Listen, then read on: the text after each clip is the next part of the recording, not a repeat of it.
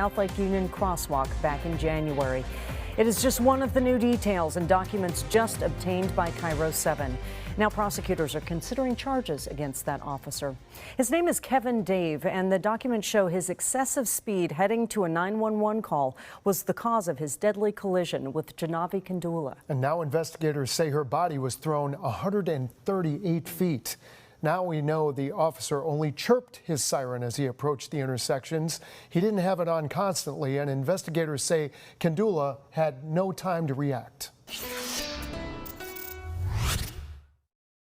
Investigative documents obtained by KIRO 7 now reveal detectives' photos showing how the violent impact with a woman in a downtown Seattle crosswalk mangled the front end of an SPD patrol car.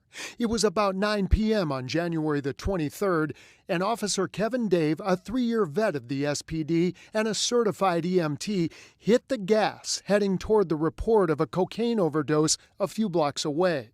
Detectives say Officer Dave was going 49 miles an hour over the legal limit when 23-year-old Janavi Kandula, a graduate student, stepped into the crosswalk at Thomas and Dexter. SPD Chief Adrian Diaz said at the time Officer Dave had his emergency lights on, but he was chirping his audio siren on and off instead of running it continuously. He did have his emergency lights on and was clearing intersections with his siren. But SPD collision investigators later concluded the speed at which Officer Dave was traveling did not allow him or the pedestrian sufficient time to detect, address, and avoid a hazard that presented itself.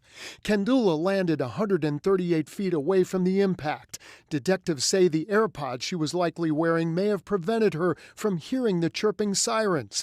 SPD detectives say if Officer Dave hadn't been driving so fast, Kandula would be alive today. Documents say, quote, had Officer Dave been traveling 50 miles an hour or less as he approached the intersection and encountered Officer Dave and responded in the same manner, this collision would not have occurred.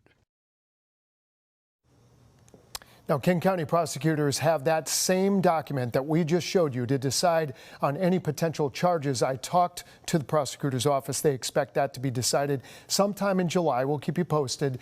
In the meantime, the Office of Police Accountability is also looking into whether the officer complied with policy following the crash.